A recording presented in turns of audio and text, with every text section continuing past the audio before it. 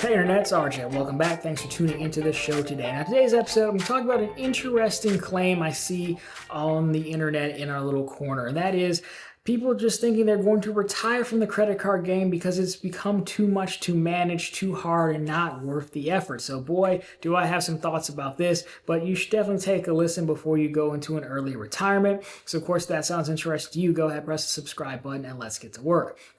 So, the post or the topic usually comes out something like this. Like, it's simply so much to manage all these cards, and is it really worth it anymore? I don't care to keep track of it all, to do min-maxing. Am I really getting enough value? Maybe the person says, I'm going to be done and just go down to a City Double Cash. Maybe they're going to pack it in and try to make the Robinhood Gold card work, what have you, something like that. But the folks, either way, there's like, hey, I've just had enough of trying to keep everything together.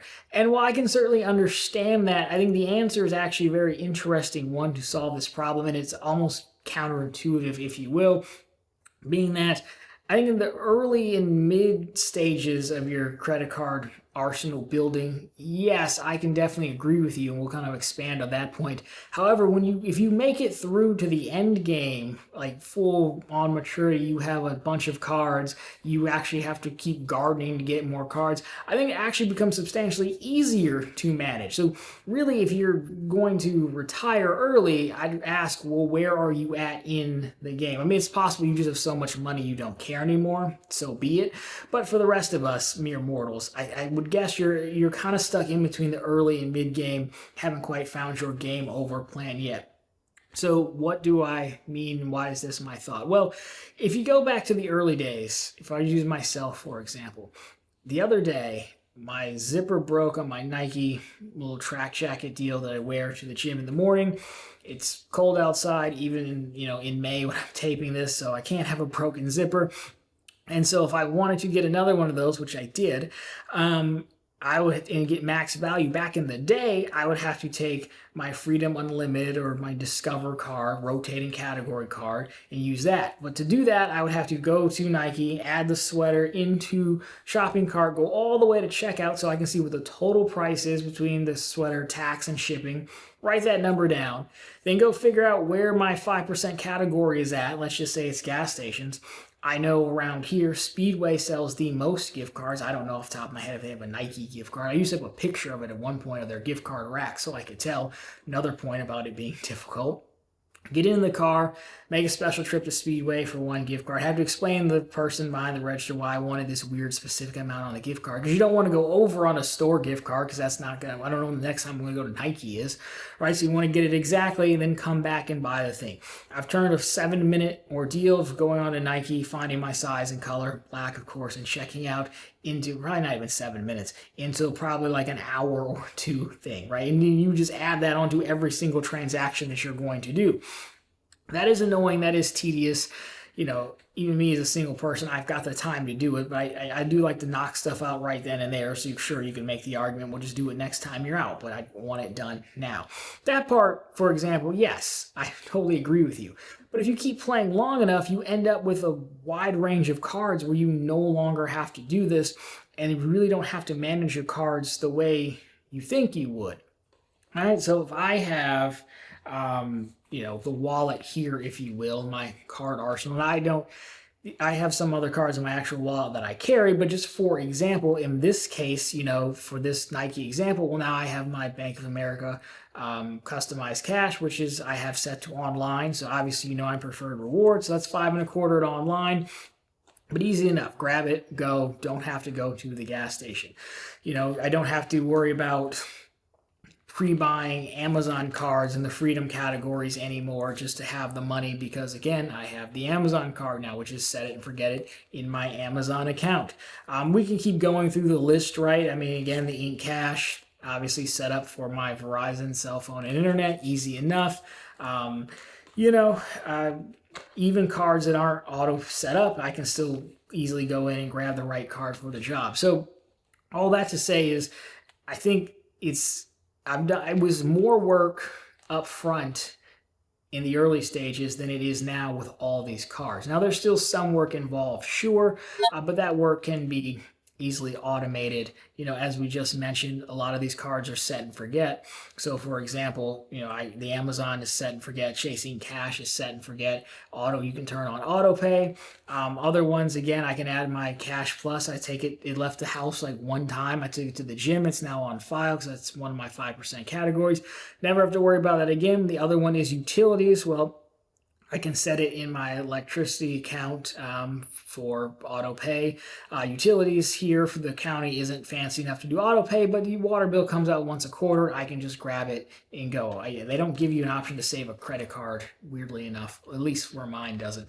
So you can get the point. You can set these cards up, and even though this seems like quite a few cards, the amount that I actually have to touch and use isn't really a big deal. The other point is, again, some of these I don't have my custom cash cards on there in my wallet, but I label them, so a few that do look the exact same, I put a label on them so I know which ones it is, which one is which.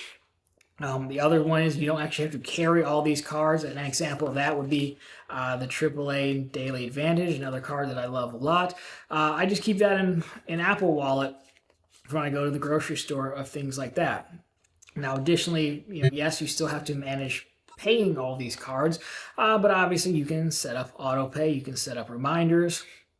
I do the reminder, so I get an email, of course, when the payment is due, when the statement closes. I tend not to do auto pay that much, but that's simply because I'm moving around a bunch of money, chasing bank promotions, which we'll also touch on in a second, just to bring this full circle. But most people aren't moving around that much money, so auto pay would be fine. You can also move your payment dates. You can request new payment dates, so you can move them all to the 1st and the 15th or what have you. You could do that as well with the bank.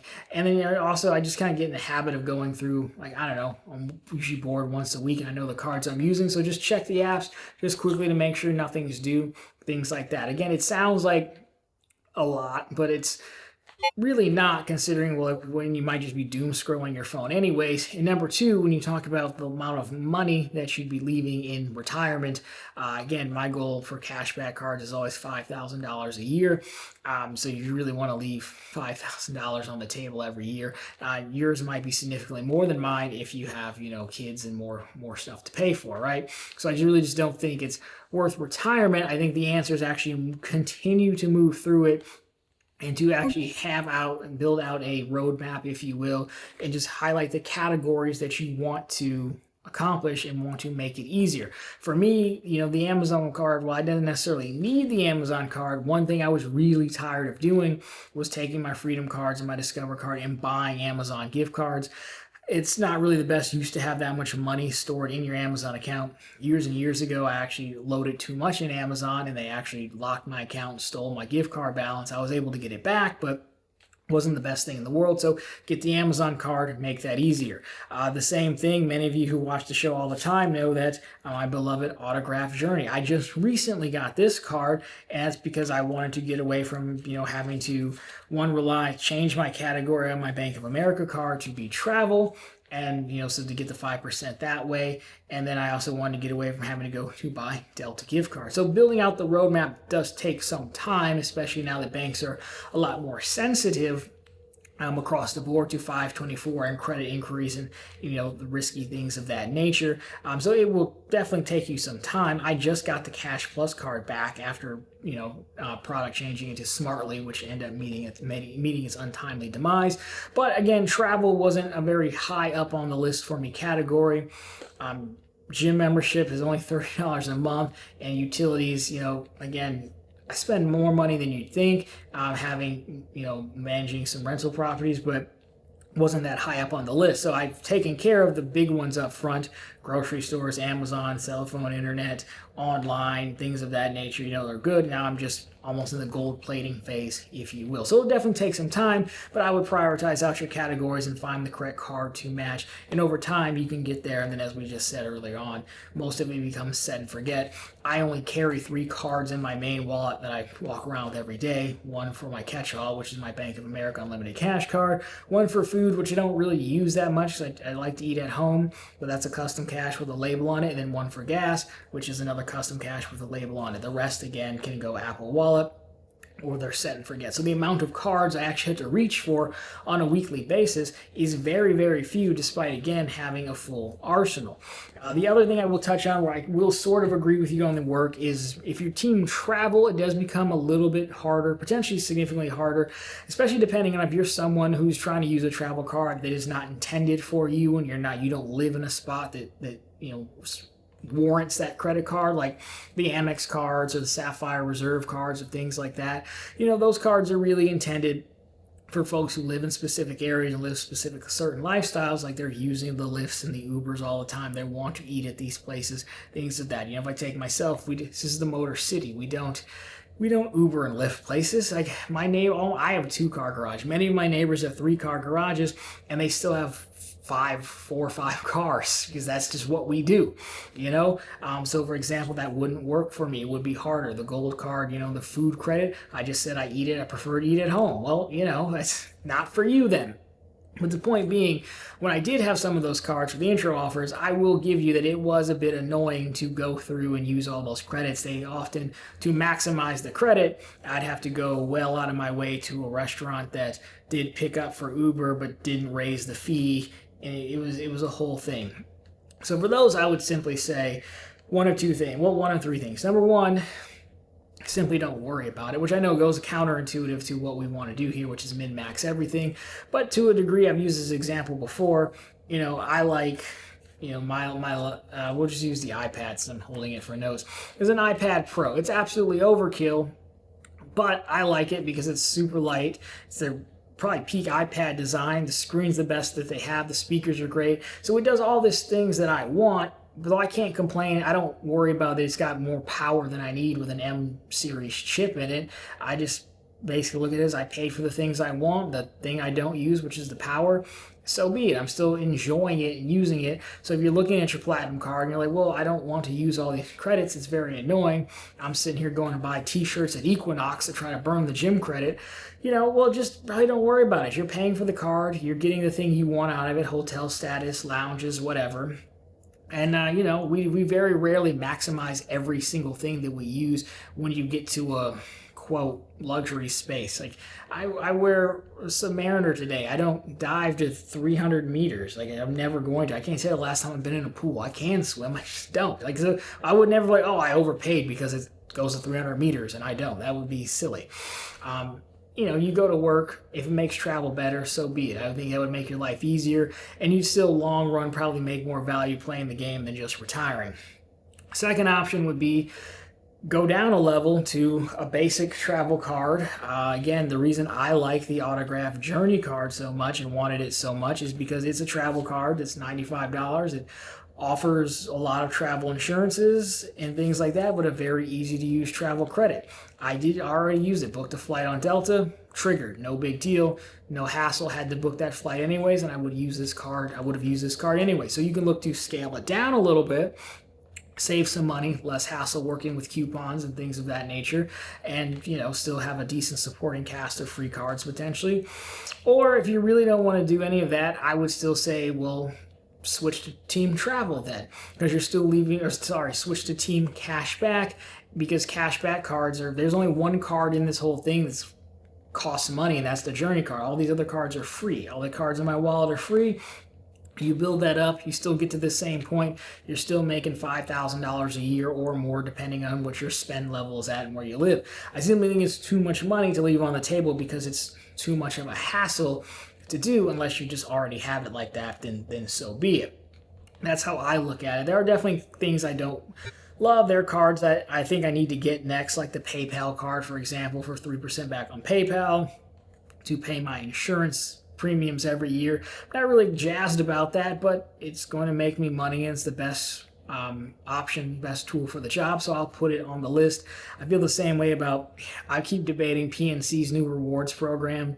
Technically in 2027 I should move over there to keep maximizing earnings, but I don't really want to. But I look at it more of a job, and realistically, how hard is it to move when you're talking about a phone call to an ACATS transfer from your brokerage to a new one?